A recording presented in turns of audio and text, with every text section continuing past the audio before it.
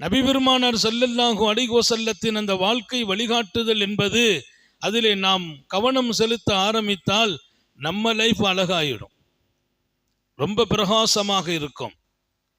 பெருமானார் ஸல்லல்லாஹு அலைஹி வஸல்லம் நம்மை தலை நிமிர வைத்த மாமனிதர். வாழ்க்கை என்பது எல்லாம் வரும் போகும். வாழ்க்கை இப்படிதான் நாம் ஒரு முடிவு செய்கிறோம், அப்படியெல்லாம் இருக்காது. நம்ம லைஃபை இப்படிதான் அமைக்கணும், அது நம்முடைய முயற்சி, நம்முடைய திட்டம். அப்படிதான் லைஃப் இருக்குமா? லைஃபை எப்படி கொண்டு போகணுங்கிறதுக்கு அல்லாஹ் ஒரு திட்டம் வைத்திருக்கிறான். நம்முடைய திட்டம் கரெக்ட் தான். அந்த திட்டம் என்பது அன்னலாரின் பாதையின் கீழ் இருக்க வேண்டும். உத்தம நபி ஸல்லல்லாஹு அலைஹி வஸல்லம் எப்படி வாழ்க்கையை அமைக்க சொன்னார்களோ அப்படி நான் அமைக்க வேண்டும். திட்டமிடுவது முக்கியம். நாம் போட்ட மாதிரி தான் நடக்கணுங்கிறதெல்லாம் நான் ஆசைப்படலாமே தவிர நடக்கலைங்கிறதுக்கு என்ன பண்ண முடியும்?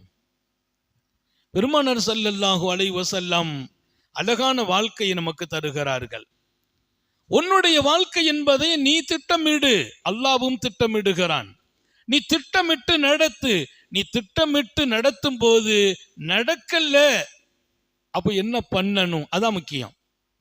நடக்கல, நான் ஒரு தொழில் ரன் பண்ண, அது தொடர முடியவில்லை. ஒரு வாழ்க்கையை உருவாக்கினேன், அதை சரியாக்க முடியவில்லை.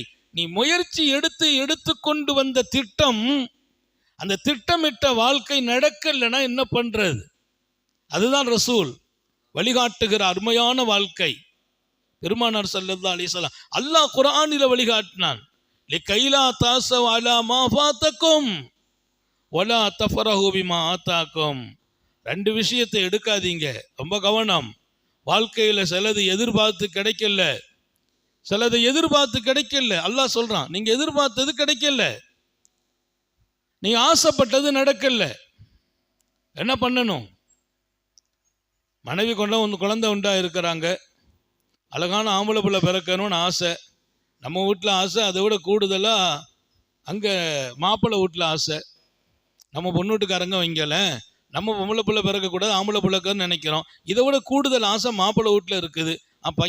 நம்ம பையனுக்கு பையன் தான் பிறக்கணுண்டு. இதெல்லாம் அவங்க ஆசை, நம்ம ஆசை எல்லாம் கரெக்டு தான். அதுக்காக துவா செய்தோம், சாலிஹீங்களை பார்த்தோம், துவா செய்தோம், அதுக்கு என்னென்ன முயற்சி எல்லாம் செய்தோம். புள்ள பொம்பளையாக பிறந்துட்டு என்ன செய்யணுங்கிறான் அல்லாஹ். அப்ப நீ எப்படி இருக்கணும்? வேண்டினதெல்லாம் ஆண் குழந்தை. இந்த பெண் குழந்தை என்ன பண்றது? இப்ப நான் எப்படி நடக்கணும்?